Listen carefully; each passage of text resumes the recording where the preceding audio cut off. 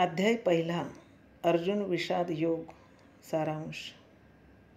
तरी पहिला जो अध्यावो तो शास्त्र प्रवृत्ती प्रस्तावो. श्री ज्ञानेश्वर महाराजांनी गीतेतील अध्यायांची जी संगती लावली आहे त्याप्रमाणे पहिला अध्याय हा शास्त्र प्रवृत्ती प्रस्ताव आहे. म्हणजे गीता शास्त्र सांगण्यास भगवान श्रीकृष्ण का प्रवृत्त झाले ते या अध्यायात सांगितले आहे. भगवंताच्या या म्हणण्याचा अनुवाद करण्यास सुरुवात करण्यापूर्वी श्री ज्ञानेश्वर महाराजांनी ओंकार या वाचकाचा उपयोग करून परमात्मरूपी श्री गणेशाचे काव्यमय नमन पहिल्या 20 ओव्यात केले आहे. त्यानंतर चातुर्य, वागर्थ व कला यांची देवता जी सरस्वती तिला नमन केले आहे. गणेश व सरस्वती यांना नमस्कार केल्यानंतर ज्यांच्या कृपेमुळे आपण पूर्ण काम झालो त्या श्री निवृत्तीनाथांना वंदन करून गुरुभजनाचा महिमा थोडक्यात वर्णन केला आहे.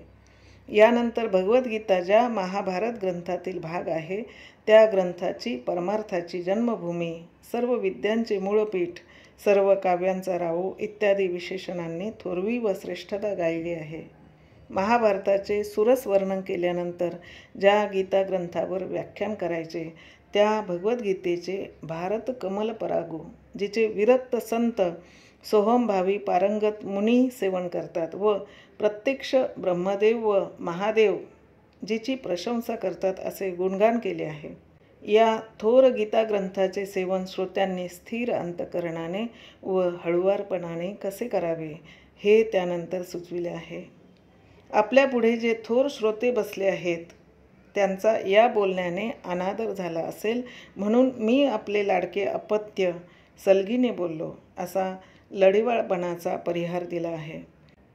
यानंतर प्रत्यक्ष श्री शंभूचीही मती ज्या गीता ग्रंथाचा विचार करताना स्थिमित झाले. सर्वज्ञ वेदही जेथे कुंठित होतो त्या अगाध ग्रंथावर व्याख्यान करण्यास माझ्यासारख्या अल्पज्ञ व मंद बालकाने सरसावणे हे धारष्ट्याचे आहे. याची जाणीव आपल्याला असल्याचा निर्वाळा श्री ज्ञानेश्वर महाराजांनी दिला आहे. परंतु ज्या श्री गुरुकृपेच्या आधारावर विसंबून हे अगाध कार्य करण्याचे मी धाडस केले आहे ती कृपा माझ्या हातून हे कार्य तडीस नेईल असे आत्मविश्वासाने म्हणून त्या कृपेचा महिमा त्यांनी वर्णन केला आहे. मी कळसूत्री बाहुली असून तिला चालविणारे जे श्री निवृत्तीनाथ हे सूत्रधार आहेत. त्यांच्याजवळ ग्रंथ सुरुवात करण्यासाठी आशीर्वादपूर्वक आज्ञा मागितली आहे व ती मिळाल्यावर भगवंताच्या म्हणण्याचा अनुवाद करण्यास श्री ज्ञानेश्वर महाराजांनी सुरुवात केली आहे. धर्मक्षेत्रावर माझे व पंडूचे पुत्र काय करीत आहेत या धृतराष्ट्राच्या प्रश्नास संजयाने उत्तर देताना प्रथमतः उभय पक्षांचे रथी महारथी त्यांचे रथ यांचे वर्णन करून सर्वांच्या शेवटी अर्जुनाच्या रथाचे भगवंताच्या भक्त वात्सल्याचे वर्णन केले आहे. ज्ञानेश्वर महाराजांनी ते मोठ्या हृदयंगम पद्धतीने सांगितले आहे. युद्धक्षेत्रावर जो शंख निनाद झाला त्यामुळे प्रत्यक्ष आदिपुरुष विस्मित होण्याची पाळी आली. आता युद्धाची सर्व सज्जता झाली असून उभय पक्षी प्रलयकालच्या मेघवर्षावाप्रमाणे बाणांची वृष्टी होण्याची पाळी आली आहे. तिचे वर्णन ज्ञानेश्वर महाराजांनी केले आहे. अशा प्रसंगी हर्षयुक्त होऊन सर्व सैन्याकडे अर्जुनाने दृष्टी टाकली व आपला रथ दोन्ही सैन्यांच्या मध्यभागी नेऊन उभा करण्यास भगवंतांना सांगितले. भगवंतांनी रथ नेऊन उभा केल्यावर त्याच्या दृष्टीला जे दिसायला पाहिजे होते ते दृश्य न दिसता त्याला दिसू नये ते दृश्य दिसले. भीष्म द्रोणाधिक योद्धे हे आपले शत्रू आहेत असे न दिसता ते आपले पूज्य गुरुजन, भाऊ, काका, मामा असे नातेवाईक आहेत असे दृश्य दिसले. त्याचे वर्णन ज्ञानेश्वर महाराजांनी केले आहे.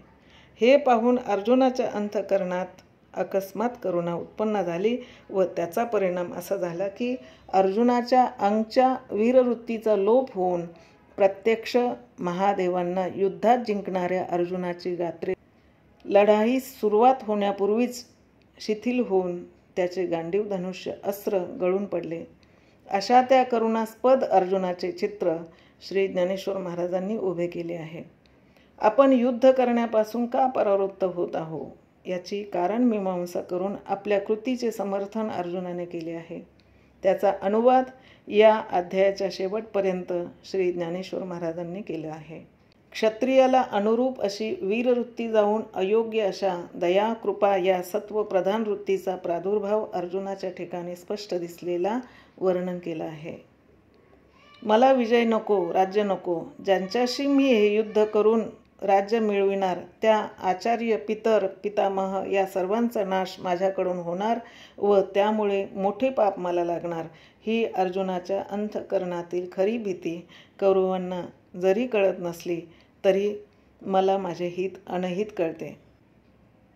माझ्या हातून कुळाचा नाश, त्याबरोबर कुलधर्माचा नाश, त्यामुळे अधर्म वर्णसंकर व याचा शेवट नरकाची प्राप्ती होण्यात, अशी अवनती माझ्या युद्ध प्रवृत्तीमुळे होत आहे. तर मीच या युद्धातून निवृत्त होतो. निशस्त्र अशा अवस्थेत मला जरी कौरवांनी मारले तरी त्यात माझे कल्याणच आहे. अशा हतबल स्थितीत अर्जुनाने रथाखाली उडी टाकली व शस्त्रसन्यास केला. या अर्जुनाच्या अति गहिवरलेल्या व उद्विग्न स्थितीचे मोठे मार्मिक वर्णन ज्ञानेश्वर महाराजांनी केले आहे. अशा स्थितीत श्रीकृष्ण परमात्मा त्याला परमार्थाचा उपदेश करण्यास पुढील अध्यायात सुरुवात करतील, असे शेवटच्या 2 ओव्यात सुचवून ज्ञानेश्वर महाराजांनी या अध्यायाची समाप्ती केली आहे.